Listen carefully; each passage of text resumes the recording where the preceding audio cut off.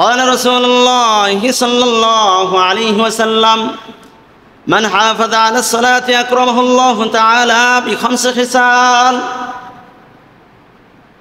নবী সাল্লাল্লাহু আলাইহি সাল্লাম বলেন, যে ব্যক্তি নামাজের প্রতি যত্নবান হইবে আল্লাহ রাব্বুল ইজ্জত তাকে 5 প্রকার পুরস্কারে সম্মানিত করবেন। নামাজ সময় মতো পড়লে, গুরুত্ব সহকারে আদায় করলে আল্লাহ তাআলা তাকে 5টা পুরস্কার দিবেন। 1 নাম্বার, ইয়ারফাউ আনহু যিকাল আইশি, দুনিয়ার মধ্যে যে রিজিকের পেরেশানি আছে, দুনিয়ার মধ্যে যে রিজিকের পেরেশানির কারণে আমরা আখিরাতের কাজ করতে পারি না, নামাজ ঠিকমতো আদায় করতে পারি না, নেক কাজ করতে পারি না, সেই রিজিকের অভাব আল্লাহ রাব্বুল ইজ্জত দূর করে দিবেন। আল্লাহ তাআলা কোরআনের মধ্যে বলেন, ওয়া'মুর আহলাকা বিস-সালাতি ওয়াসতাবির আলাইহা লা নাসআলুকা রিজকা নাহনু নারযুকুকা। আল্লাহ তাআলার ওয়াদা আছে যে যে ব্যক্তি নামাজের প্রতি যত্নবান হবে রিজিকের অভাব তার আল্লাহ রাব্বুল ইজ্জত দূর করে দিবেন। আল্লাহ পাক স্বয়ং নবীকে বলেন, নবী সাল্লাল্লাহু আলাইহি ওয়াসাল্লাম, ওয়া'মুর আহলাকা বিস-সালাতি ওয়াসতাবির আলাইহা, আপনি নামাজের আদেশ করুন পরিবারস্থ লোকদেরকে এবং নিজেও নামাজের উপর অটল থাকুন।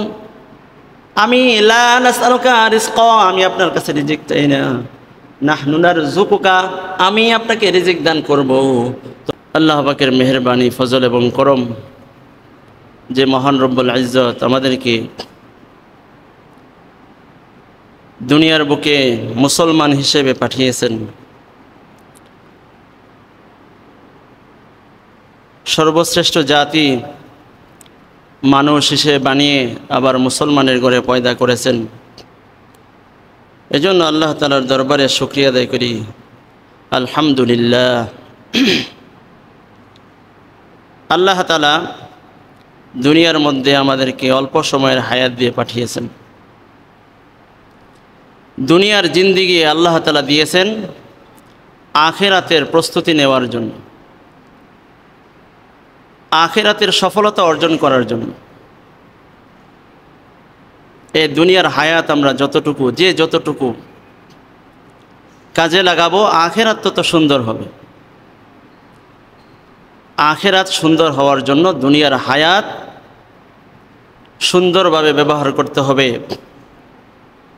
যাতে অপচয় অযথা নষ্ট না হয় সেই দিকে খেয়াল রাখতে হবে।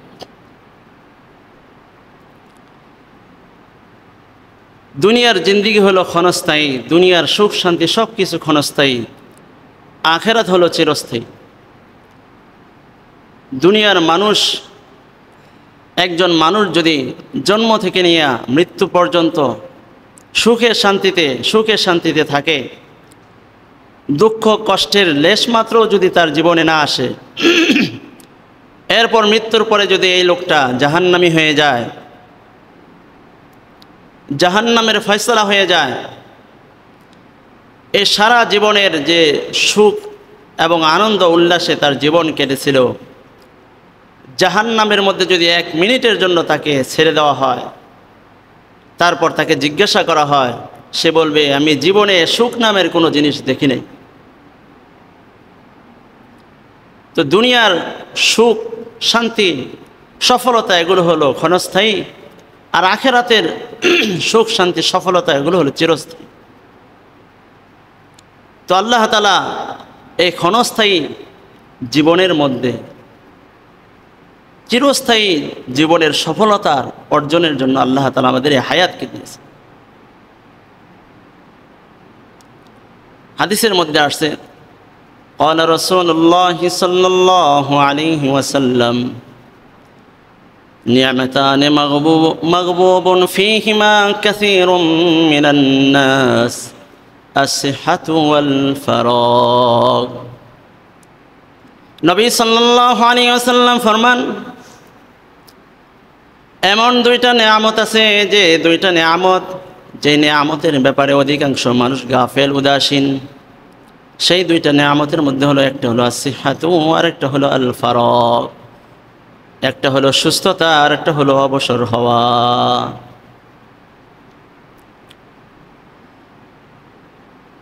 যে 2টা নেয়ামত দিয়েছেন আল্লাহ তাআলা, এই 2টা নেয়ামত মানুষ অবহেলায়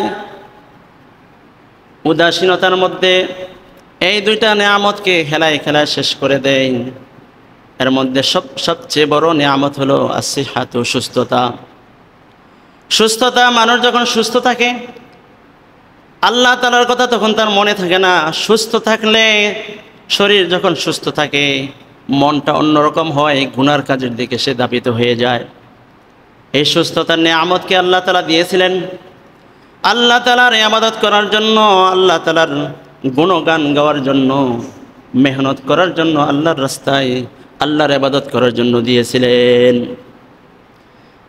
কিন্তু আমরা ওই সুস্থতাকে গুনাহের কাজের মধ্যে লাগাইয়া দেই, গুনাহের কাজের মধ্যে ব্যয় করি, আল্লাহ তাআলার নাফরমানির কাজের মধ্যে ব্যয় করে দেই।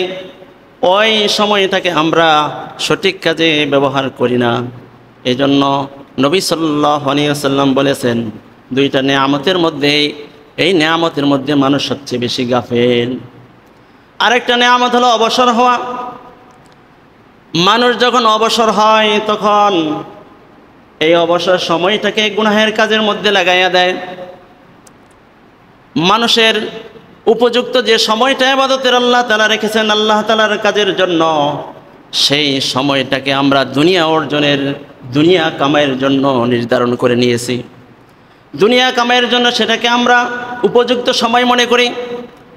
যৌবনকালের সময়টাকে আমরা চাকরি বাকরি, ব্যবসা বাণিজ্য করে টাকা পয়সা উপার্জন করে দেশে বিদেশে বিভিন্ন জায়গায় সময় কাটিয়ে উপার্জন করে টাকা পয়সা যখন হয়, ঘর বাড়ি জায়গা জমি সব কিছু করার পরে যখন সন্তানাদি হয়, সন্তানরা প্রতিষ্ঠিত হয়ে যায়। সন্তানদেরকে প্রতিষ্ঠিত করার পরে যখন অবসর সময় চলে আসে, ওই সময়টাকে আল্লাহ তাআলার ইবাদতের মধ্যে লাগানোর দরকার ছিল।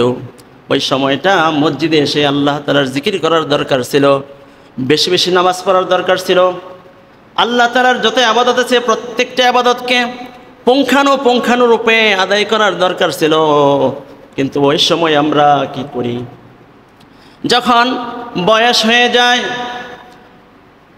অবসরতা এসে যায়, কোনো ধরনের কাজকর্ম থাকে না, তখন আমরা চায়ের স্টলে বসে গীবত শেকায়াতের মধ্যে লেগে যাই, অন্যের দুশ্চর্চার করার মধ্যে লেগে যাই, শুধু খেলায় খেলায় সময়কে নষ্ট করতে থাকি। কিন্তু আমার একটু মনে হয় না আমার মাথার চুল পেকে গেছে, শরীরের শক্তি কমে গেছে, চোখে দেখতে পারি না, মুখের রুচি কমে গেছে, আমার যে মৃত্যু সামনে চলে এসেছে এটা আমার বুঝে আসে না। এই অবসর সময়টাকে আমরা গাফলতির মধ্যে রেখে গুনাহের কাজের মধ্যে লাগাইয়া দিই। অথচ উচিত ছিল ওই সময়, প্রত্যেকটা সময়, প্রতি সেকেন্ডে সেকেন্ডে সব সময় আল্লাহর জিকির করা। কিন্তু এই সময়টাকে আমরা গাফলতির মধ্যে রেখে দিয়েছি।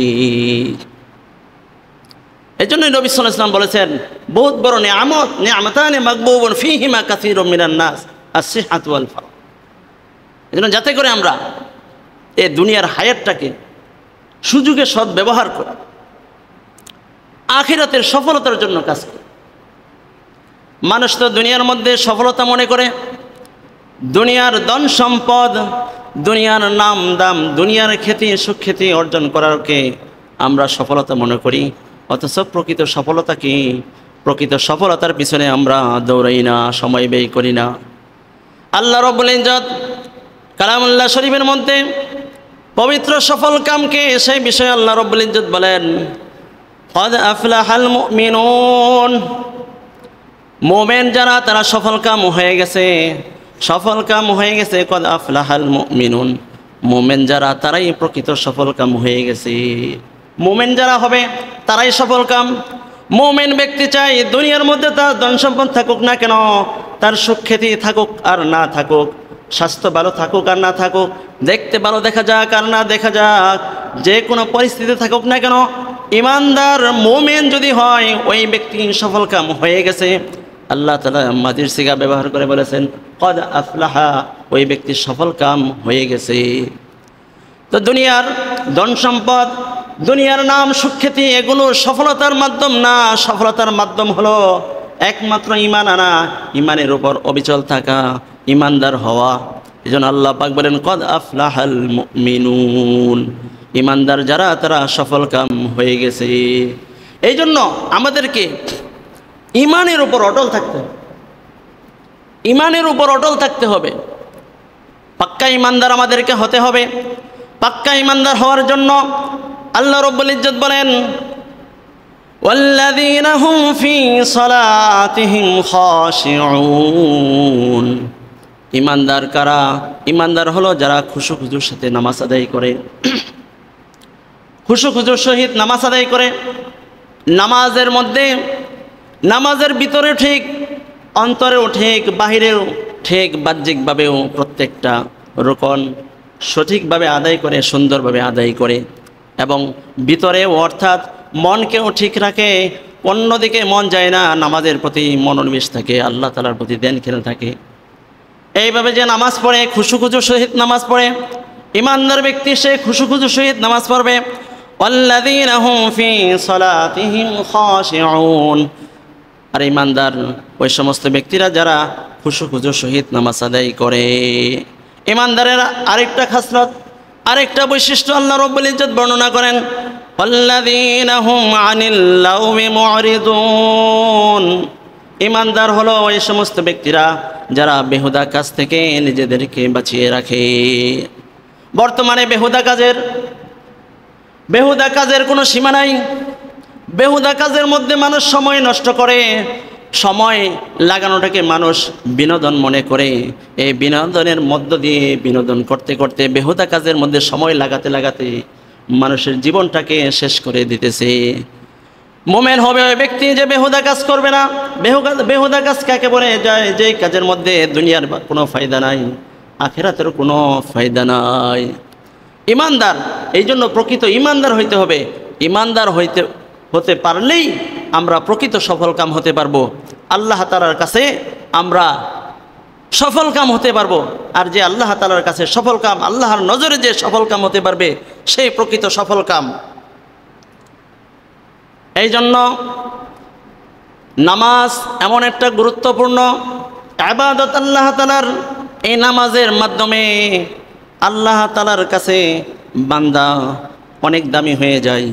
নবী সাল্লাল্লাহু আলাইহি ওয়াসাল্লাম হাদিসের মধ্যে ফরমান, قال رسول الله صلى الله عليه وسلم من حافظ عليها كانت له نورا وبرهانا ونجاة يوم القيامة।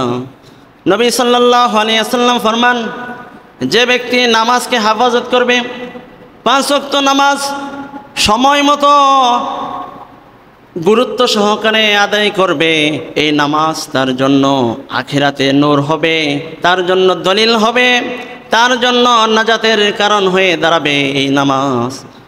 এই জন্য নামাজকে ওইভাবে আমাদেরকে পড়তে হবে।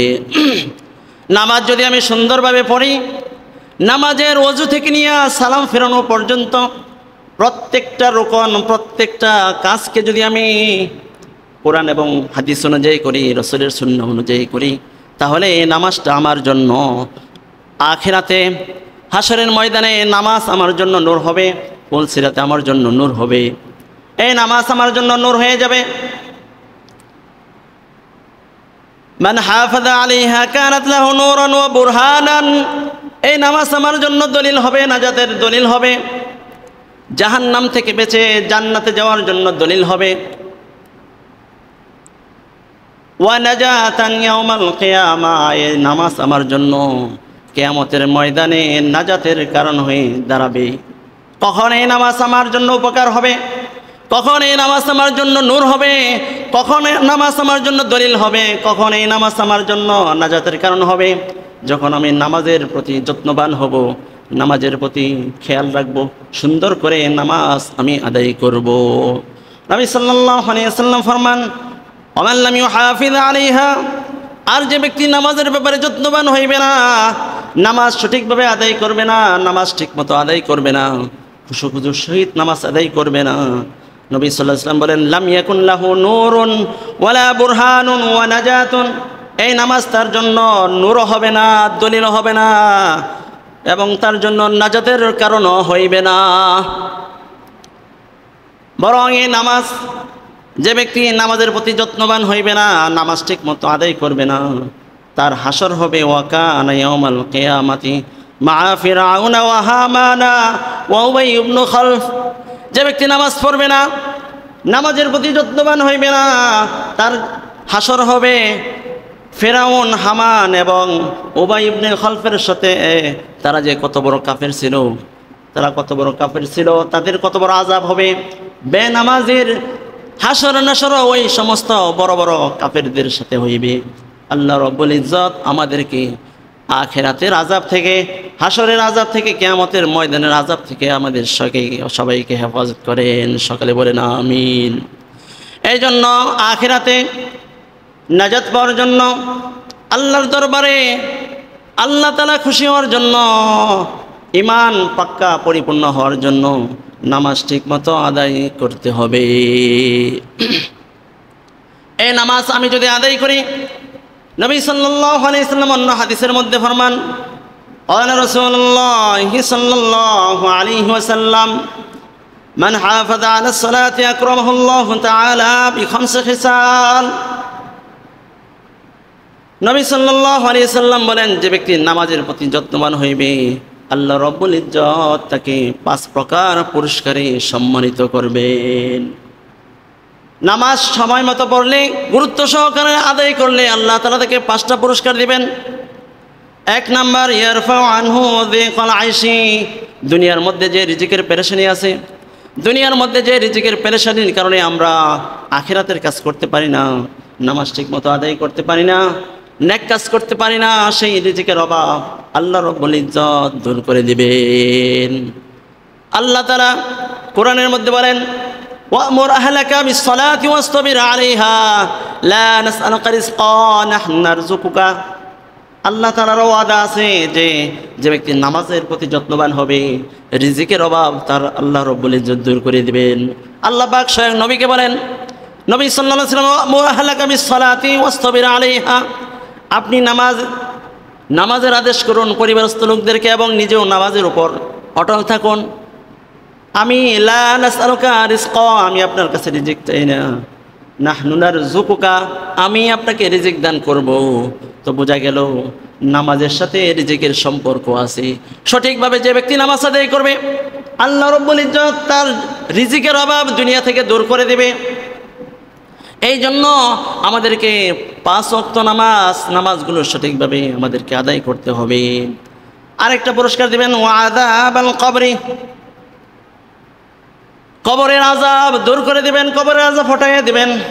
কবরের আযাব কত কঠিন আযাব হইবে, যেই কবরে আযাব কেউ ফিরাতে পারবে না। কবরের মধ্যে আমাকে আপনাকে একা কবরের মধ্যে রেখে আসবে। দুনিয়ার যত কিছু, যত কাজ কাম, যত কিছু করতেছি, দুনিয়ার উপার্জন করতেছি, দুনিয়ার বিবি সন্তানাদি মা বাবা সবার জন্য আমি কামাই করতে গিয়ে নামাজ পড়তে পারি নাই।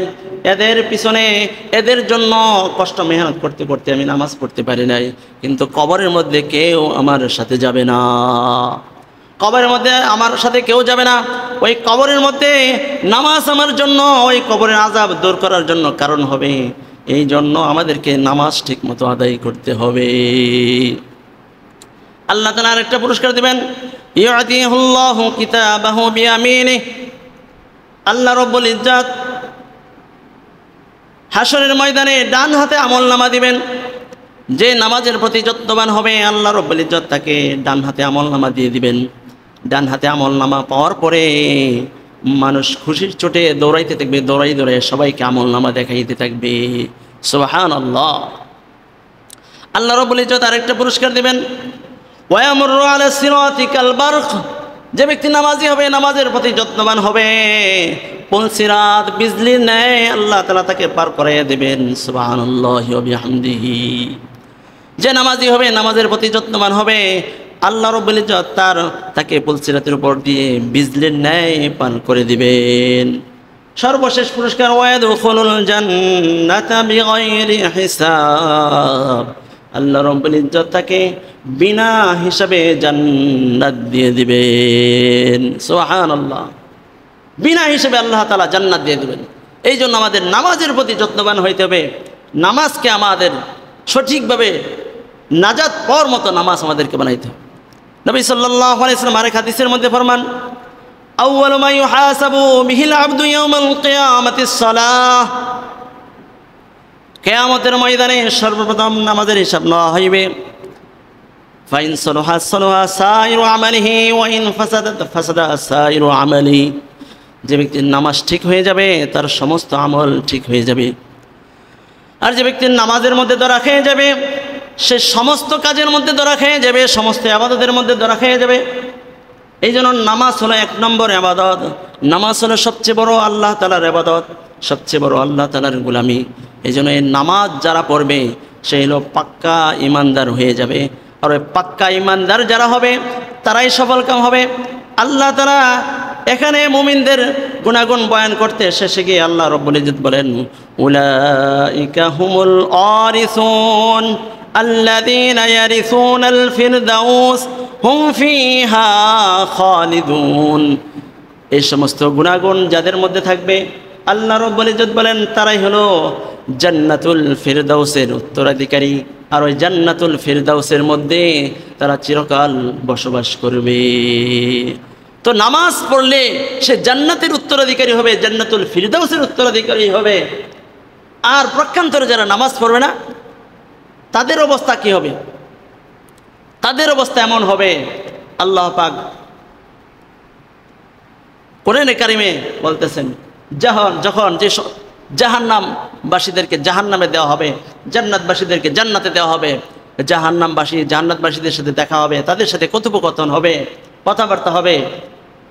জান্নাতবাসীরা জাহান্নামবাসীদেরকে জিজ্ঞাসা করে, মা সালাকাকুম ফি সাকার, হে জাহান্নামবাসীরা তোমরা কেন জাহান্নামে গেলা?